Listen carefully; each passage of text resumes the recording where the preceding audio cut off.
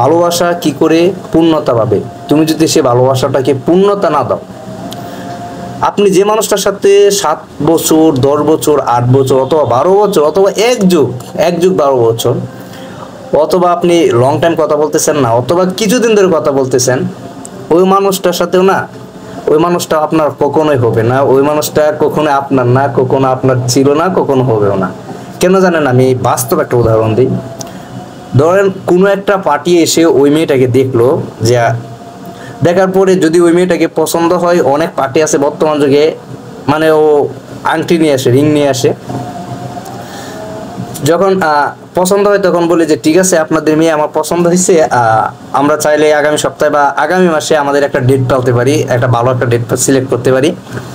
তো যখন সিলেক্ট করে না, তখন ওই মেয়েটা, ওই যে ছেলেটা আছে না, ওকে একবারে বলে যায়। আপনি কয়জনকে দেখেছেন যে তার বয়ফ্রেন্ডের সাথে বিয়ে সিলেক্ট হওয়ার পর পালিয়ে গেছে, বা বিয়ে করে নাই, ওই বিয়ে সে ভেঙে ফেলছে, মানে আমি বিয়ে করবো না এরকম অস্বীকার গেছে? কোনো মেয়ে যায় নাই, হয়তো লাখে একটা, হাজারে একটা মেয়ে গেছে। তো আমাদের ব্রাদারদের যে সমস্যাটা, আমার নিজের যে সমস্যাটা, আমি মনে করি যে আমার অনেক টাকা হইলে আমি যে মানুষটাকে পছন্দ করবো, ওই মানুষটাকে আমার করতে পারবো, হ্যাঁ মন কিনতে পারবো না, বাট যে বিয়ে করলে, আমার বউ থাকলে, আমি তাকে আমার বউ করলে, আমি অবশ্যই তার মনটা আমি জয় করতে পারবো। আমি যদি এমনিতে আমার নর্মাল ফ্রেন্ড সার্কেলের মন জয় করতে পারি, তাহলে ওটা আমার বিষয় না।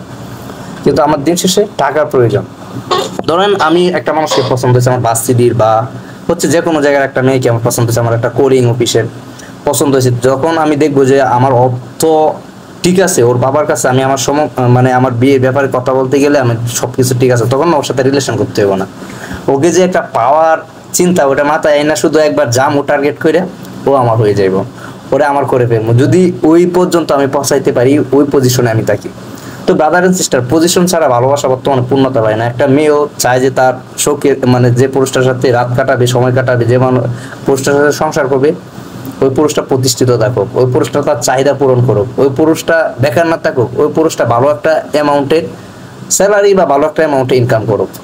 তো আমরা কি করি, যে আমরা ওই কোনো কিছু দিয়ে না তাকায়া, আমাদের বাবার যে ওই হাই লেভেলের অ্যামাউন্ট আছে ওই জিনিসটার দিকে। আমার মা কি বলে, যে আমি 2 গাড়ি বা কোনো কিছু চাই, বলে বাবা 1 লাখ টাকা ইনকাম করো, আর বাকি 4 লাখ টাকা আমি দিতেছি, কারণ আমার মা জানে আমি কখনো 1 লাখ টাকা ইনকাম করতে পারবো না।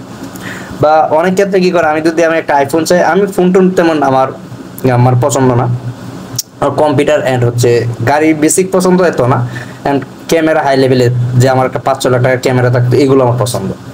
তো যে জিনিসটা আমি যখন মার কাছে এরকম জিনিসগুলো আবদার করে যাবো, আমার ক্যামেরা কিনে দেবো, তখন আমার মা কি বলে, যে তুমি বাবা 40,000 টাকা ইনকাম করো, আর 60,000 টাকা লাগায় আমি তোমাকে 1 লাখ টাকা দিয়ে ক্যামেরা কিনে দেবো।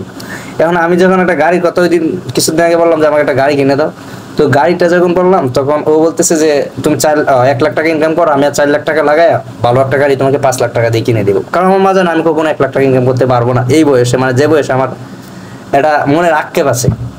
তো জিনিসটা কি, সবকিছুর মধ্যে এরকম, আপনি যে মানুষটা ওই যে আমার মার মতো বলবে, যে মানুষটাকে আপনি ভালোবাসতেছেন, যে মানুষটা আপনার করতে চাইতেছেন, যে মানুষটা আপনি লং টাইম কথা বলতেছেন, লং টাইম সময় দিতেছেন, ওটা অল্প সময় কেউ নিয়ে যাবে, অল্প সময়ের কথা বলে কেউ নিয়ে যাবে। কারণ আপনি কখনো ওই যে 1 লাখ টাকা 40,000 টাকা ওই টাকাগুলো কখনো অ্যাড করতে পারবেন না আপনার লাইফে, আর আপনি তাকেও পাবেন না। বেকার অবস্থায় অল্প কিছু পার্সন, অল্প কিছু প্রেমিক, মানে তার প্রিয় মানুষটাকে পায়। আপনি যদি কোনো ভাগ্যক্রমে, কোনো ভাগ্য যদি আপনার কাছে আল্লাহ লিখে রাখে, ওই অনুপাতে যদি ওই মানুষটাকে আপনার পান, আলহামদুলিল্লাহ। তো ব্রাদার এন্ড সিস্টার, আমাদের অর্থের খুবই প্রয়োজন। বর্তমান যুগটা অর্থের উপরে চলছে। আমার নিজেরও কিছু নেই, আমার বাবার থাকলে তো সেটা আমার না, আমার মা তো আমাকে দিবে না। কিন্তু সব থেকে বড় কথা হচ্ছে নিজেকে ওই জায়গায় নিয়ে যেতে হবে।